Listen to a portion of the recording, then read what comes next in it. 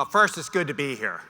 I remember the very first GEOINT conference, and we're talking about a future in which there will be hundreds of satellites being launched versus a handful. And all that's come true. And so I want to talk to all of you a little bit about what the future holds for GEOINT. And so, as with many conferences in prior years, the concepts of getting beyond maps and imagery has always been a theme. But I think today it's a theme that takes on a different level of importance. I had the fortunate opportunity to serve as one of 15 commissioners on the National Security Commission on AI. And AI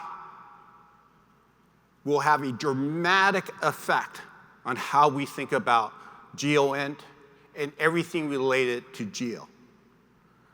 It's the most powerful set of tools that we have had for the last 50 years that could transform how we use the data, information, how we think about control, how we think about our understanding. And we are moving from a world of focusing in on single sensor, exquisite collection to one of real sense making by taking advantage of not just the networks, but our ability to process information and make decisions faster than a human can make. And with a theme of focusing in our ability to process and understand in real time rather than analysis time. Unfortunately, in our study, we also concluded that if we continue at the rate of innovation that we're heading on versus some of our competitor nations, we are unprepared for this next era of AI and machine learning.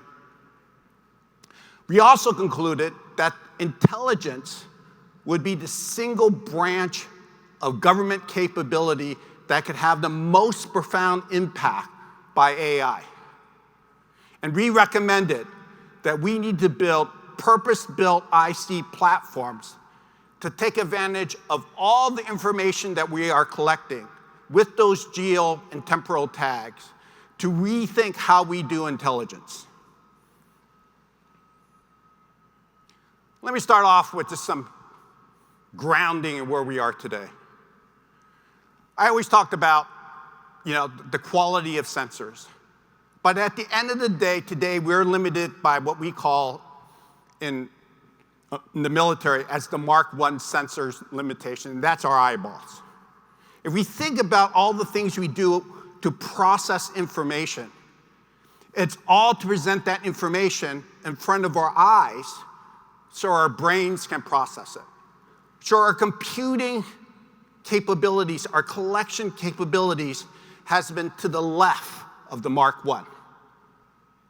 AI promises to change that because the challenge of the Mark I is we compress all of that spectrum of information, all of that data to a very thin sliver of spectrum that we can understand. And we have to present that information that our gray matter can actually process. And so you think about all the ints that make up our IC. Each of those ints were designed to reduce the problem into a more manageable set of information that we can act as a nation against what we have collected.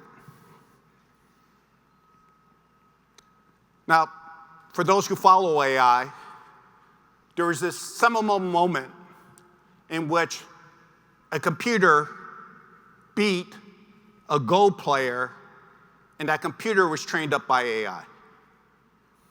In fact, that company, DeepMind, showed Google that it could train a computer on how to play a simple game like Breakout in the span of time that they were having their very first meeting. In fact, that meeting was so successful, by the time the end of that meeting took place, Google wanted to buy the company. But here's the difference. Instead of teaching a computer algorithm what a paddle is, or what a brick is, or what the rules of how the ball flew. They simply plugged in the R, G, and B signals into the computers. And they used this highly dimensional sensory input to process it using a neural net that the machine was able to play millions of times until it was able to determine the strategy for victory. So when you compare this model to the old Mark I, it's a very different model. It's not about information reduction. It's about taking information raw and processing it using the latest in reinforcement learning. Now we have sensors everywhere. Your phone has a plethora of sensors on it. We collect 6 centimeters all the way up to outer space. And all of that information that we are collecting and processing, for the most part, at least when I put on my government hat, we throw away. We don't keep, right? We say that we can't process it because to our human understanding, there's a lot of noise in that system. But the rate of sensor growth far exceeds our capacity to collect, store, and process. And it covers a range not just on the spectrum scale, but other pieces of information that are temporally and geotagged that has valid information if processed to give us unique knowledge and capability. Unlike the way we used to think about maps and images, find that exquisite set of pixels on the screen or on the image to make a decision off of, our next set of applications actually evolve with us as humans. That machine-human teaming between algorithms and humans, between machines and compute, and our ability to make decisions takes the human out of the loop. Some may say we're now on the loop or above that loop, but those applications requires a different kind of GIS information. And it requires us to process it in real time because latency can kill. Just ask anybody who's gone and bought one of those vehicles that has autonomous driving. You begin to trust it, you begin to depend on it, your brain begins to fade a little bit as the car is heading down the road. Suddenly the red light goes off, the steering wheel shakes, your brain gets jolted into reality, and by the time you can take control of that vehicle, you're already 200 meters down the road. Latency kills. So how do we think about our systems? How do we think of how we have to process that information? Requires a different way of thinking. And that application applies to everything from autonomous weapon systems to phone applications, to our ability to eventually put all that data onto the glass in front of your face and align that information with the things you need just in time when you need it. So here's a very simple map of how you would build a system. On the very far right, you got your sensors. Some cases, they could be just a mono set of sensors like cameras, or it could be a heterogeneous set of sensors, radar, LiDAR, imagery, ultrasonics, and a number of other things that sense the environment. We take that information as signals, analog signals that go into a system in which we have to process. So the information that we need to do to reduce that latency requires that information to be sensor ready for processing. It needs to be in a format that the machine, not the humans, understand to reduce the amount of complexity in doing that computation. We run that through a very tiny neural net that can be operated on the edge. And that system goes out to the control with the human being able to intervene. Notice the human is not on the controller. the human is supervising. So what does it mean to have machine-centric data? If my sensor sees thermal images, then my data to identify what I am seeing needs to be in a format that is as close to what the sensor is actually sensing. If my sensor is ingesting data because it looks like point clouds, then our information being machine ready needs to be in a format that that machine can process. Unfortunately, because GIS has evolved, most of our information is pre-processed and stored in a way humans understand, fundamentally, again, to that Mark I. On top of this, to train AI systems, we need to have machine learning ready data sets. Every transform slows down that computation. Every time we need the model to teach itself, if that loop is 10% longer, it requires 10% more processing to process that information. So speed matters in these systems. We have to have information stored, computed upon, and algorithms developed, designed for the machine, not for the humans. Now, we tend to think about geospatial issues around objects or things in the classical sense of X, Y, Z, and T, right? T being time.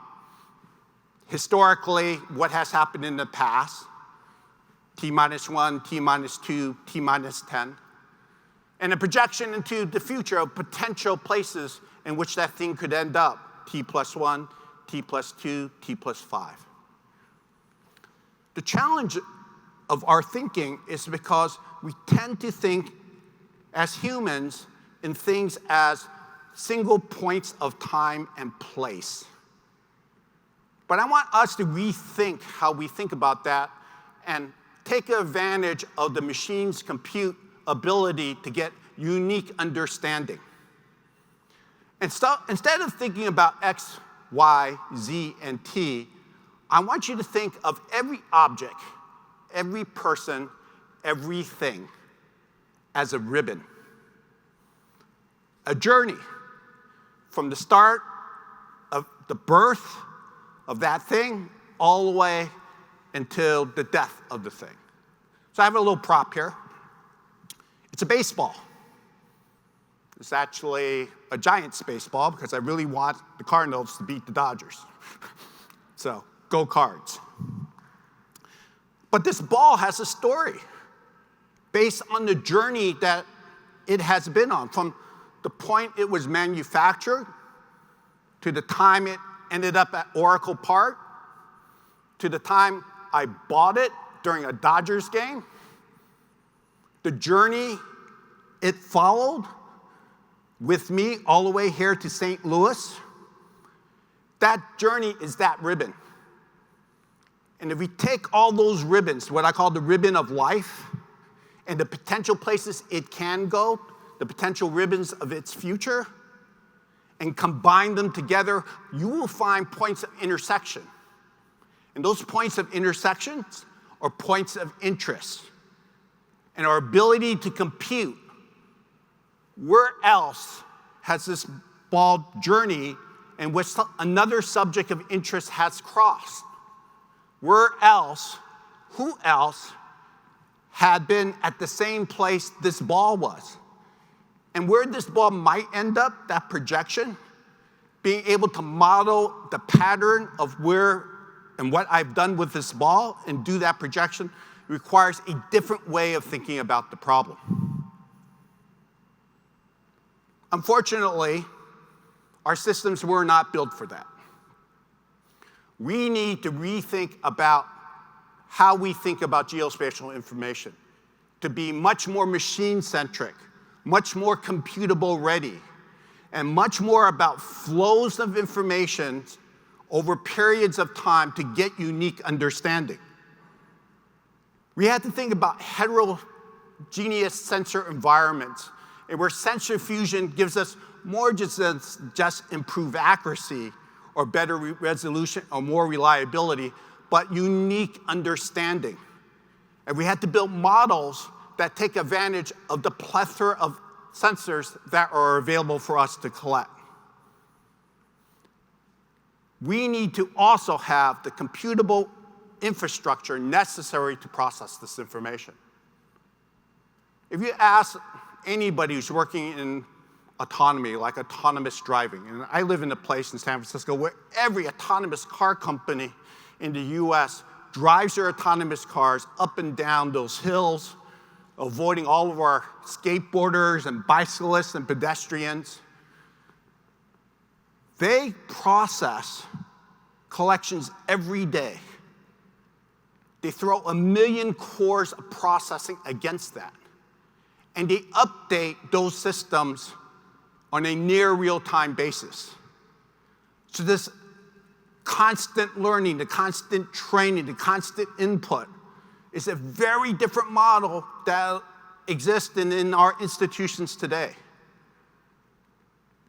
Now, some may say, well, you know, what's the hurry? Why don't we just evolve and we kind of learn as we go? Unfortunately, our competitors are building their technical infrastructure around commercially available capabilities. And so those counterparts to those American companies, those technology companies, exist in our competitive nation sets. Except they have a thing called military-civil fusion, where they can march in and grab the data, grab the technology, and use it to their benefit. They, by design, are integrating that capability as they go, as we're thinking about qualifying information around things like stereo pairs, because we trust our eyes more than we trust our data. This belief that seeing is believing will put us behind the power curve. And all of the information that industry is already processing to make sure a Pokemon can appear behind that flower at just the right time if I'm wearing a pair of AR glasses, to that autonomous car driving down the road, as our military systems are still stuck in a generation of old. We need to get beyond the maps, beyond the pictures, and get to understanding. We need to partner with our computable friends to be able to build that interaction between humans and machines, where we both understand what each value between the humans and machines bring to the table, and build an understanding and a series of operational concepts that we can actually trust what those machines are doing with our level of human supervision and guidance.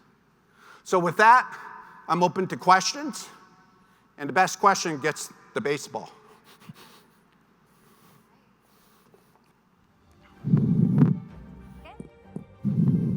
All right, we did get some questions for you already, so I will start off with that. All right, Gilman. So the intelligence profession does not have a common ontology or taxonomy that's interchangeable across all domains or DoD services. So how do we build this common AI framework for intelligence?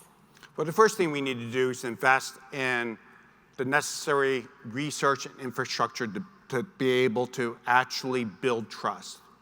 One of the problems we have today is that our ability to actually test systems, particularly coming from our R&D centers, and to be able to scale that up, that capacity is not there. So if I have an autonomous system, let's say I have an autonomous aircraft that I want to test, we still kind of test it in the traditional way. We fly it around. We don't have the digital twin models. We don't have that technical digital infrastructure like the way applied, the deep minds folks have to run it 1 billion times in a day. We run it a couple dozen times on our proving grounds to see whether or not we build trust. So again, we need to rethink about that, and it applies not just to our ability to ingest those data and create those ontologies, but actually build systems in which we can actually test those systems out to make sure that it does not have the bias and blind zones that some of these systems have. All right. Well, thank you. OK. Well, I'm seeing a couple of questions like this. And I know you mentioned latency kills, right? If we are late to things, we are not going to be successful. And I've got a couple questions on communications. For one, how do I access this data, this content in that disconnected environment? And then what are some of those other barriers for that real time? I mean, frequently I've been told that's not a GEOINT problem, that's a comm problem. But it becomes a GEOINT problem if you don't have the content, the data on the right networks. So can you speak to that? Look, when we have network availability, it's important for our systems to be able to talk with each other and trust. But networks are slow, right? You can only go as fast as the speed of light, not to mention all the problems with, TCP, IP, and all the other stuff that we stick in the middle and all that processing. So what it really means is we have to build systems that are resilient to when we don't have comms. That means you have to have data on board, ready to go, right? For example, if I was flying around in an autonomous aircraft, I want to have that 3D model built into my vehicle, ready to go in case I lose communications. Now, it's not just that we have really poor 5G here in the US, right? On the military systems, we're going into a hostile environment where the #1 thing our adversaries want to do is take down our comms. So if our systems are built on comms dependency because we're going to somehow process all that information in the cloud, when they take that away, we are deaf and we are blind. So we have to build resilient systems to take advantage of the network when it's there, but be able to operate at the edge when it's not there. All right, thank you. So I know you spoke about this at the very beginning, but what kinds of new developments do you see in 3D and augmented reality and some of those potential disruptions that we should, I guess, be aware of or be looking out for? Well, AR is going to happen at scale, right? Currently, the best AR devices are phones that are in front of us. True. But every major technology company, not just here in the US, but places like China and Europe, are working on next generation AR, right? With next generation waveguides that we can put into our glasses, where we can have very high position measurement and location. So angular difference from here is very different than angular difference over there. And all that technology is being boiled right now in this great stew in which most people believe will hit the markets at scale somewhere between 2023 and 2024. And that will change everything. It's not just the glasses. We're talking about data on your windshields, data on transparent glass, where your information that you see in the world and your ability to merge that and put that information back in front of our Mark 1s will be game changer. It'll be the difference between those who don't have access to that data and those who do, in a much more profound way than simply, do I have high-speed access or don't I have high-speed access? All right, okay. So this kind of builds on that, but besides just the 3D and augmented reality, what is next in some of these other converging technologies that we should be wary of, I guess, kind of coming next? There are some very specific challenges in AI and reinforcement learning and machine learning. And we're still in the early stages. So this stuff is not magic, it's math. Right now, we're still highly dependent on human tagging and human categorization. Yeah. And we need to get beyond that because that human limitation really restricts our ability for information systems to learn and identify objects, and that requires that sensor fusion and understanding that we currently don't have today. Okay. So this question I just received, I think it might be cut off, but we'll try to figure out what they meant with this. Okay. So you decided on the taxonomy of a baseball and provide the contact of the ontology of the baseball in time. But I don't believe we in the intelligence community, and that's where it ends. I don't believe we in the intelligence community maybe appreciate that or that we have that context. Well, again, I think the intelligence community in its aggregate appreciates that, right? If you're a war fighter, you want to have that information fused together because your life depends upon it, right? And that information that an analyst is working on is critical in your ability to make a decision. And the trust in the technology to deliver that information when you need it needs to be there ahead of when your adversary gets their information. But our challenge is that we have so specialized into our unique capabilities, into our ints, that we are now stovepiped into the actual sensor classes that are collecting. Our ability to take knowledge is narrowly defined along these narrow ints again on how we think about the problem. In a world where sensors are everywhere, ints don't matter.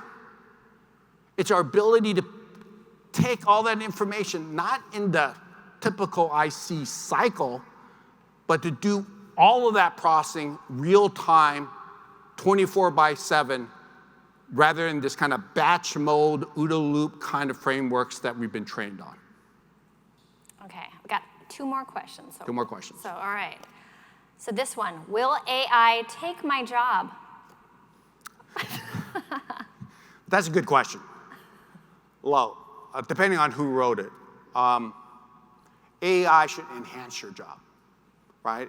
To allow your sense making, your pattern recognition, your instincts to be able to use you to orchestrate all of those machine systems and collectors and sensors out there. It requires you to do a new job, but a job that you'll be much more productive on. But it requires us, and this is also what we said in the AI Commission, is that we have to be constant learners. We ourselves, as professionals, need to constantly learn. And as leaders, our leaders need a better understanding of what these new systems can do and how to implement it.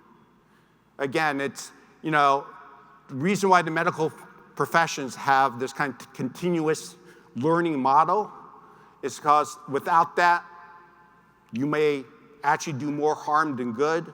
We need to adopt similar kinds of model within our intelligence profession. All right, thank you, Gilman. I have one more question for you that we can end on. So we're going to have a few panels this week looking at the intersection between entrepreneurship and geospatial. What is your advice to this younger generation, in particular when it comes to being entrepreneurial? Well, entrepreneurship is about the willingness to take career risks, the ability to try something out and not to fear failure, the ability to take failure and to learn from it so that you, in the future version of yourself or your peers, can succeed. Without entrepreneurship, and it's not just about raising your Series A financing in Silicon Valley, entrepreneurship is the core of what America is. Our ability to innovate, not just the technology, but even down when we're out on the battlefield, separates us over the last 200 years from our competitors. And we must never end that. We are not afraid to challenge ourselves. We are not afraid to challenge the hierarchy or our superiors, right? Our ability to freely think and to experiment is the core of who we are. And we can't give that up, because if we do, we have a dedicated competitor who's already set their timetable to beat us. And we can win this. Some people think it's not a competition, that we should all just live in harmony. And I think every one of us would love that. But the cold reality is, if their systems can think faster than our systems, if their systems can make better choices than our systems, if their systems can get their humans in a safer place than we can give our troops, that's a terrible place to be. No, perfect, and that's a perfect response. So, Gilman, Louie, we thank you so much for providing. We've got to have the baseball winner. So whoever had the question about the baseball ontology, since you named the baseball, you get the ball. You get the ball. Anybody want to claim that? Are you going to throw it out here right now? I'll leave it for our collection for later on. All right, okay, thank you, Gilman. So let's give all a round of applause to Gilman Louie. Thanks so much.